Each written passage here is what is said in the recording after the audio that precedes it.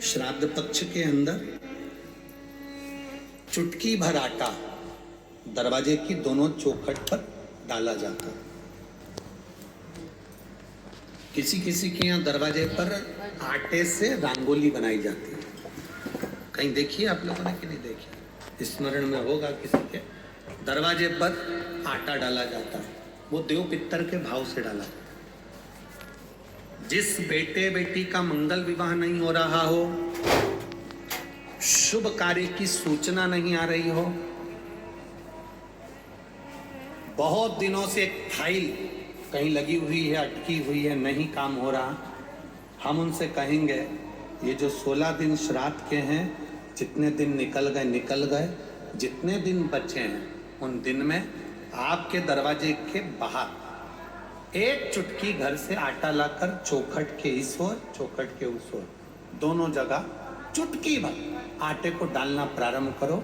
16 दिन श्राद्ध के पूर्ण हो। जब अमावस्या आए, किसी जलाशय, सरोवर, तालाब, बावड़ी, कुआं, उसके पास में घी का दिया लगाकर आना, बाबा से प्रार्थना कर आना। केवल 22 से 24 दिन निकलते हैं और घर में कोई शुभ कार्य की सूचना आना प्रारंभ हो जाती है। वो देव पितर का, वो कार्य देव पितर का। वो देव पितर किस तरह से करेगा? बेटे की शादी, बेटी की शादी, हम कहें किसी के 42 साल भी अगर उम्र हो गई है, 40 साल, 42 साल, 35 साल, 38 साल, शादी नहीं हो रही तो कर देखना। एक बार बाबा से प्रार्थना कर देखना। देव पितर का कार्य क्या है? घर में शुभ कार्य को करवाना, घर में अच्छी चीजें लाना, गर्भ में जो बच्चा है उस बच्चे को शरीर पूरा देना, ये देव पितर का कार्य।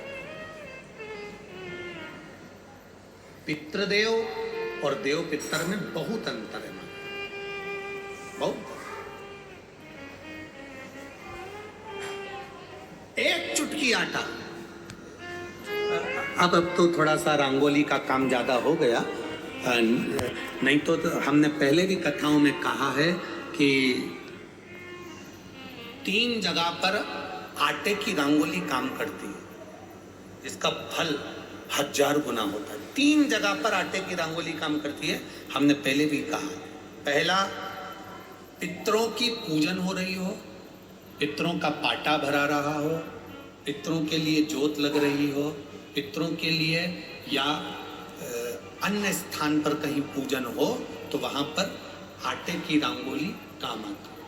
वहां पर रंग बिरंगी या पत्थर की रंगोली नहीं, मिट्टी की रंगोली नहीं, आटे की रंगोली काम आती है। दूसरे नंबर पर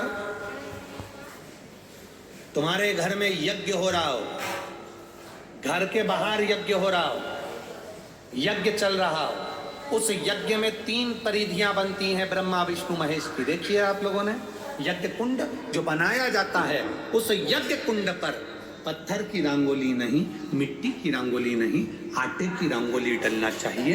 ये पहले डलती थी, अब लोगों ने फैशन में दूसरी डालना प्रारंभ कर दी। आटे की रंगोली डली होती है जब हम साकल्य छोड़ते हैं, अग्नि को जब हम साकल्य देते हैं, तो जिस आटे की रंगोली उस पर बनी होती है तो हमारी जो साकल्य छोड़ी जाती है उसमें से एक अंश भाग हमारे पितरों के खाते में चला जाता है, जिससे पितरों की मुक्ति प्राप्त हो जाती है। तीसरा, आटे की रंगोली तीसरी, घर में शादी हो रही हो, मंडप बना हो, उस मंडप के नीचे जब पूजन हो रही हो उस समय पर पत्थर की या मिट्टी की रंगोली नहीं। अगर पंडित पूजन करा रहे हैं या मंडप की पूजन हो रही है जिसके नीचे लड़का लड़की की भावर होगी, दूल्हा बैठेगा, दुल्हन बैठेगी, वहां मिट्टी की रंगोली या पत्थर की रंगोली नहीं, उस जगह पर आटे की, हल्दी की रंगोली डाली जाती। अब आपके यहाँ डालते कि नहीं डालते पता नहीं, पर हमारे यहाँ शास्त्र रीति कहती है ये 3 जगह की जो रंगोलियां हैं ये हमको आटे की रंगोली डलने से क्यों शादी के मंडप में पत्थर की रंगोली या मिट्टी की रंगोली क्यों नहीं डाली जाती? शादी के मंडप में, यहाँ दूल्हा दुल्हन की शादी होती है, वहाँ पंडित जी भी आटे की रंगोली डाल देते हैं, घर की बहन बेटियां आटे की रंगोली डाल देती है। उसका कारण क्या होता है?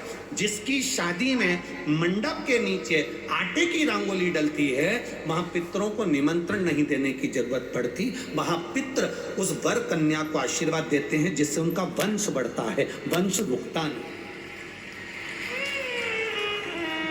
और ये निश्चित है, जिसकी शादी में, जिसके विवाह में आटे की रंगोली डलकर भांवर हुई होगी, उसके घर में संतान सुख रुक नहीं सकता, उसके यहाँ संतान का सुख होता ही है।